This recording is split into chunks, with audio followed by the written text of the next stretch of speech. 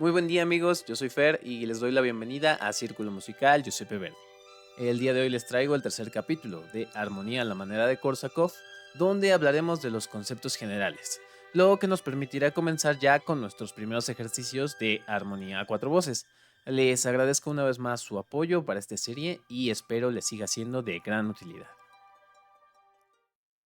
En este apartado de su libro, Korsakov nos explica el concepto de movimiento de las voces.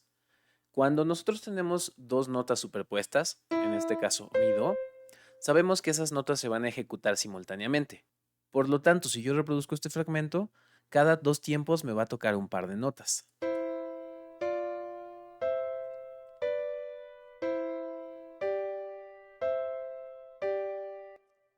Marqué la voz de arriba con color verde para hacer la diferencia entre lo que vamos a llamar voz 1 y voz 2.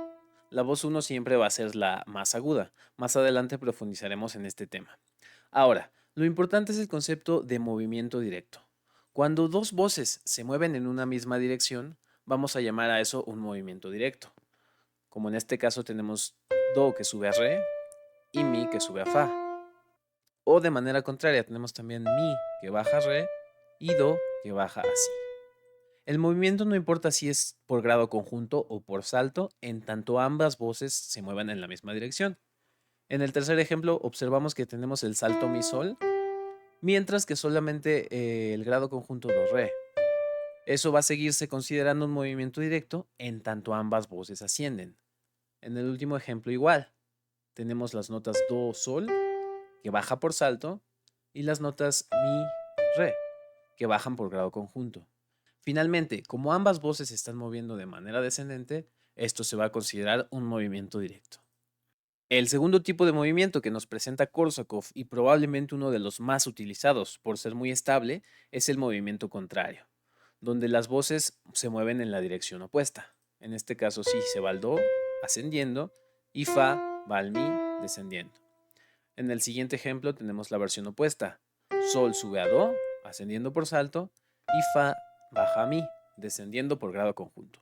Una vez más hay que aclarar que no importa si las voces se mueven por salto o por grado conjunto, lo importante es que si las direcciones son opuestas, a esto lo vamos a llamar movimiento contrario. En el ejemplo número 3, observamos que ambas voces saltan, re sol y re si. Al moverse las voces en direcciones opuestas, entonces diremos que es un movimiento contrario por salto.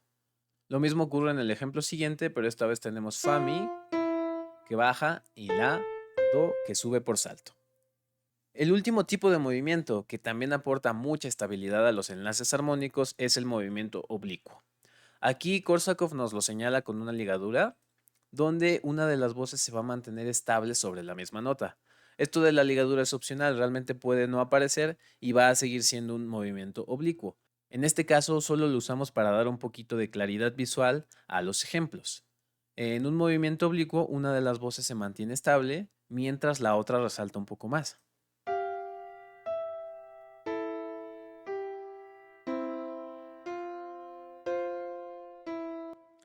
Como podemos observar, a pesar de que el sol sigue sonando, esto va a permitir resaltar un poco más la melodía de fa mi. O también en el otro ejemplo con el caso de la sol.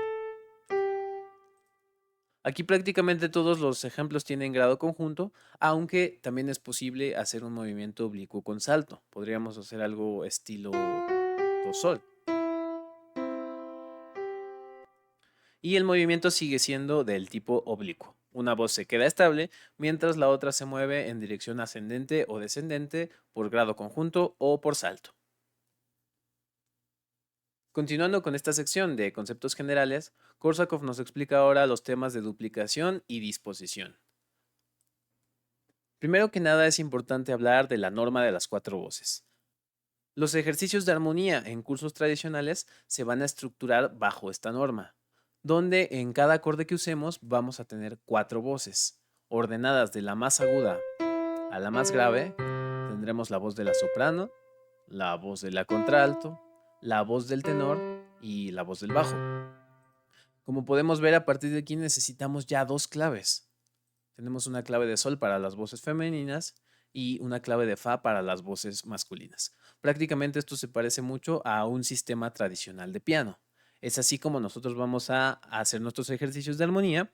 Entonces, si alguno de ustedes tiene dificultades con la clave de Fa, es hora de ponerse a estudiar la lectura de claves porque vamos a usar bastante esta clave como la clave de Sol.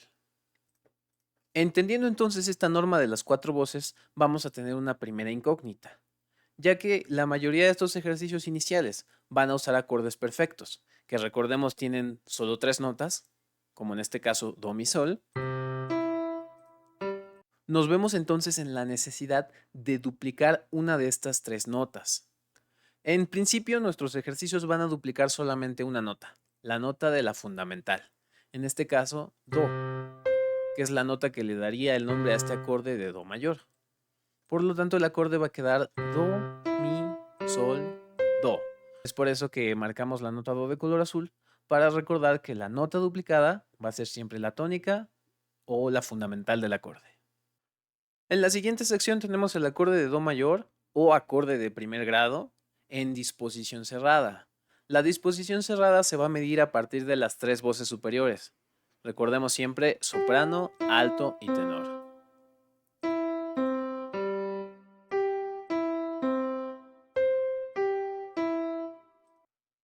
Para que un acorde esté en disposición cerrada, se requiere que las voces superiores no superen la distancia de quinta justa. Como podemos ver aquí, entre tenor y alto tenemos una tercera y entre soprano y alto tenemos igualmente una tercera. El intervalo puede ser incluso una cuarta, como ocurre en el segundo ejemplo, sol, do. Y después tenemos do, mi.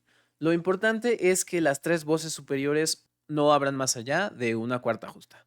Ojo con este concepto porque entre algunos libros y en algunos teóricos puede haber una pequeña variante. Por lo general vamos a considerar disposición cerrada a los acordes que no rebasen esta distancia de cuarta justa. Quizás se puedan preguntar en el ejemplo 3, ¿y esto no causa una posición abierta debido a que tenemos una distancia de octava entre el bajo y el tenor? Realmente la respuesta es no, porque las disposiciones las vamos a medir a partir de las 3 voces superiores.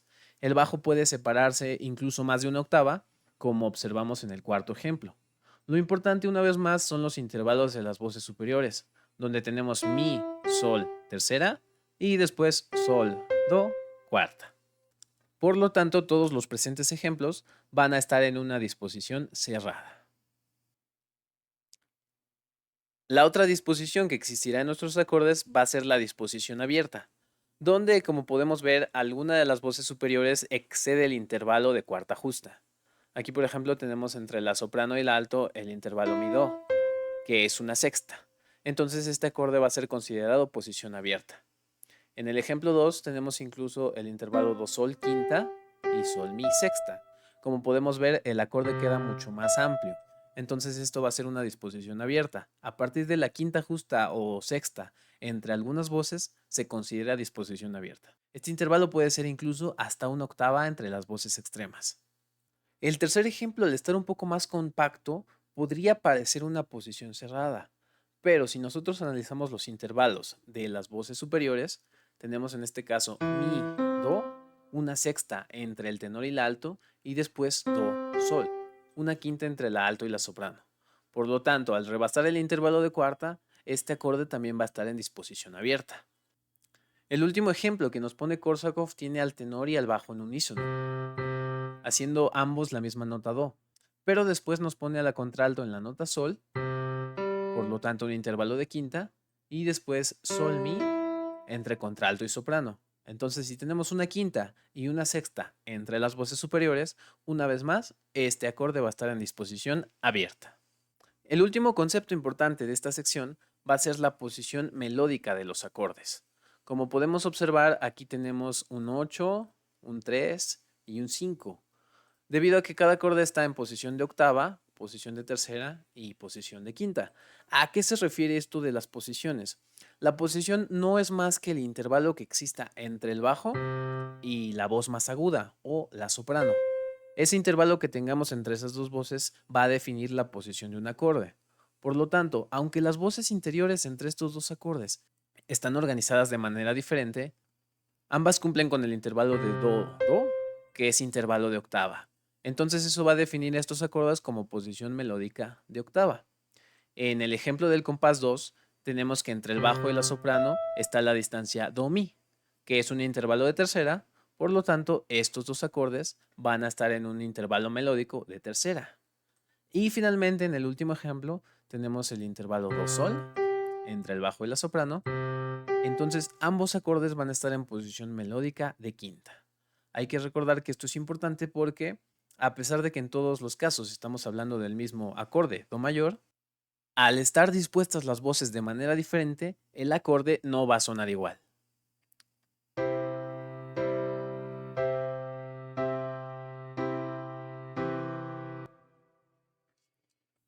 Y para concluir con este capítulo, hablaremos del cambio de posición y disposición. A pesar de tener en todo momento el acorde de do mayor, vemos que existen diversas posibilidades para usar este acorde, ya sea posición de octava, posición de tercera, posición de quinta y también disposiciones abiertas y disposiciones cerradas. Aquí, por ejemplo, tenemos un cambio de la disposición abierta, donde las voces están con intervalos muy amplios, a un cambio a la disposición cerrada, donde entre las tres voces superiores tenemos simplemente do, mi, sol. Gracias a esta posibilidad del cambio de posición y disposición, nuestros ejercicios de armonía van a tener una gran riqueza melódica, incluso en casos como estos, cuando solo usamos el acorde de do mayor. Vamos a escucharlo.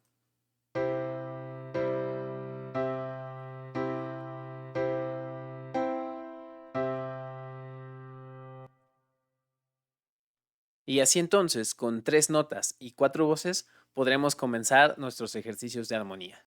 Les agradezco mucho todo el apoyo que le están dando a esta serie y no olviden por favor dejarnos sus sugerencias o si ustedes quieren ver algún tipo de contenido en nuestro canal de Círculo Musical Giuseppe Verdi, háganoslo saber.